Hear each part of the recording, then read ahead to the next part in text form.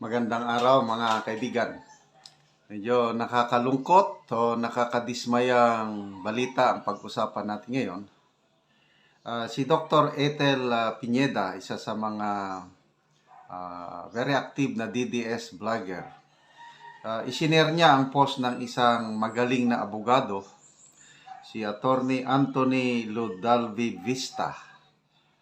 Isinare ng abogadong ito yung experience niya sa isang international gathering of lawyers na napag-usapan yung pag-aresto kay PRRD, yung pag-kidnap sa kanya. So ito, yung article ni Attorney Anthony Ludalvi Vista. Title niya is, In the Shadow of the Hague, a Filipino Lawyer's Reflection from the Wrong Conversation at the Right Time.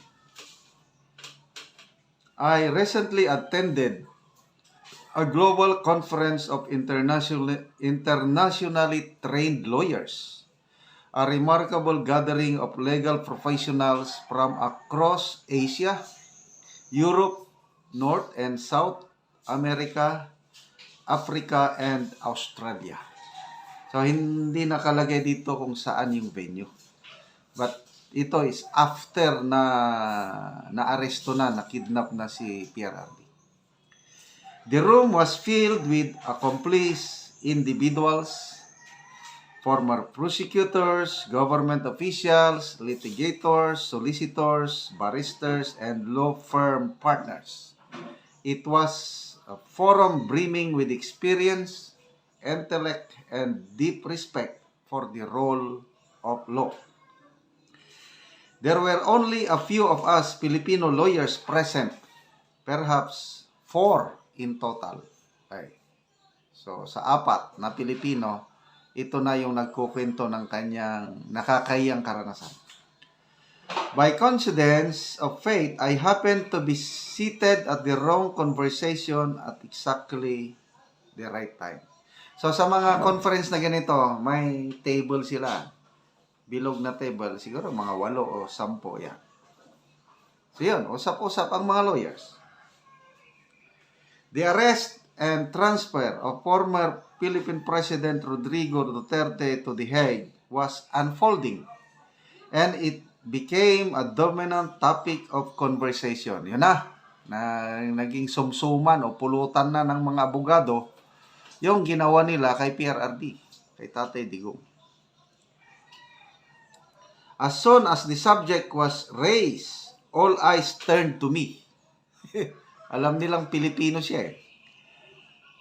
I was the Filipino at the table and the questions came almost immediately. Clear, direct, and unrelenting. Ito na yung mga tanong. 1. Why wasn't Duterte brought before a Philippine court before being flown to The Hague? Number 2. Doesn't your constitution require a judicial warrant? Number 3. Doesn't the Rome Statute, particularly Article 59, require local court review prior to any surrender? Ito yung Article 59 na si Sassasut ang unang nag-discuss. So, madaling maintindihan. Hindi mo na kailangang maging abogado para maintindihan mo yung Article 59. Dapat madala sa isang competent judicial authority. Hindi nadala eh. According to Secretary Boying Rimullas, siya na daw, DOJ na daw ang competent judicial authority. I found myself repeating the government's official line, stating that Section 17 of the Republic Act 9851 allows the Philippine government to dispense with local prosecution and cooperate with an international tribunal. I did not defend the government. I simply recited their justification. So, patas itong lawyer na ito, no? Kung ano yung nirarason ngayon ni Secretary Boying Rimulya, yun lang din ang sinasabi niya. So, anong reaksyon ng mga international lawyers? But the lawyers at the table were not convinced, nor were they unfamiliar with the law. A barrister from the United Kingdom shook his head slightly and said, "Your constitution is clear. Arrest require judicial intervention." Mabuti pa itong mga lawyers na ito from all over the world. Alam nila ang constitution natin, pinag-aralan nila. Your constitution is clear. Arrest require judicial intervention. A Canadian prosecutor added, "The Rome Statute does not allow executive shortcuts. It expressly requires that the accused be brought before a competent court of the custodial estate before transfer." They had, kwento ng abogado, they had read our constitution. They knew Article 59. And they saw a contradiction I could not deny. Kung ano yung nakikita natin, ano yung inexplain ni Sasasut, yun ang sinasabi ng mga international lawyers. Kapa. Another asked whether such bypassing of judicial review is common in the Philippines. I posed. Wala siyang may sagot. Then he smiled faintly, not because I didn't know the answer, but because I was embarrassed to admit what they had already inferred. There was no defense to give. I felt silent. Ito na yung nakakayang karanasan niya. I realized at that moment that I was not being interrogated. I was being asked to reconcile the law with what has just happened. And I could not.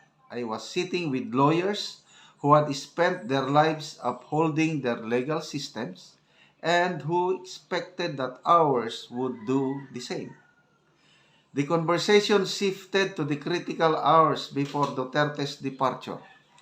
One Canadian lawyer asked whether any court in the Philippines had issued a temporary restraining order while Duterte was still at the airport, awaiting his flight to The Hague. I explained that a petition had been filed seeking immediate injunctive relief, but no TRO was granted.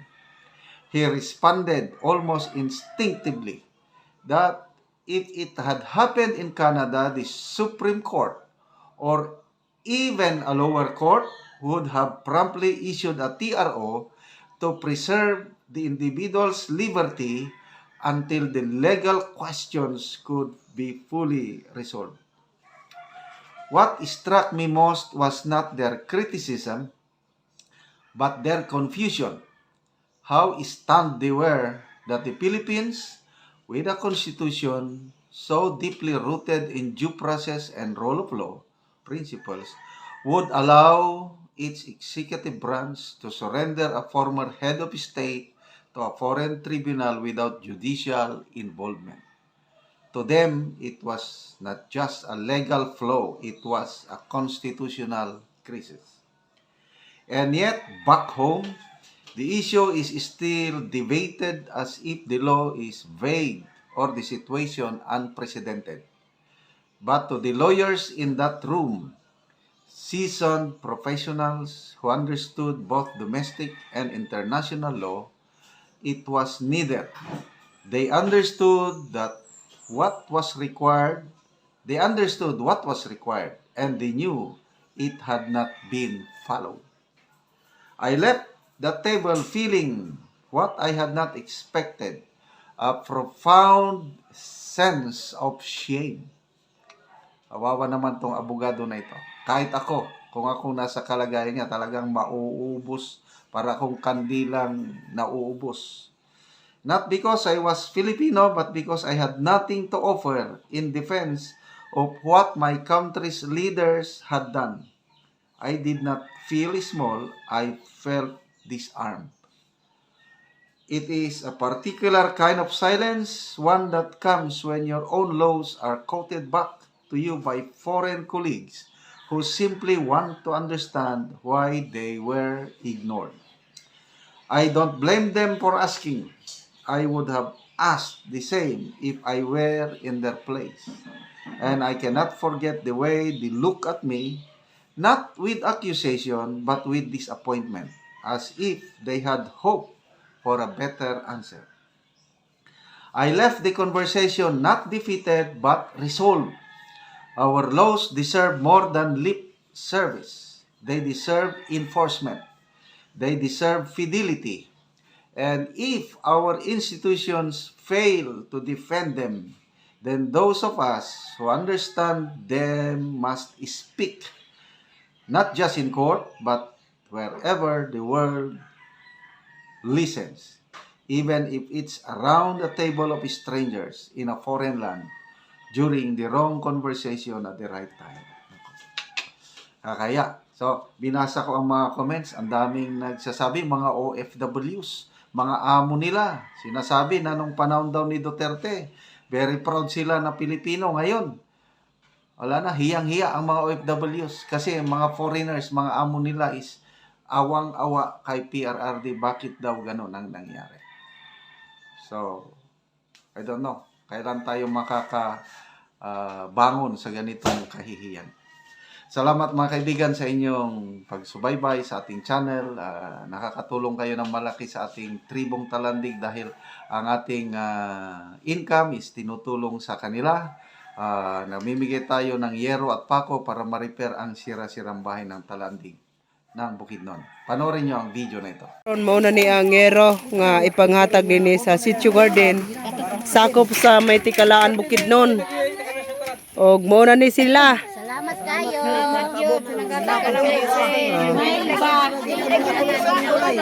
Salamat kayo. Higap sa Ginoo ang kasing-kasing sa ka may mga tao. Hinaapon ta nga daghan nga moabot kang sir. Para dagang pangmatabangan. Nagapagtabangan ka kang sir nga. Makalingan ka sa kanatang bata kapel.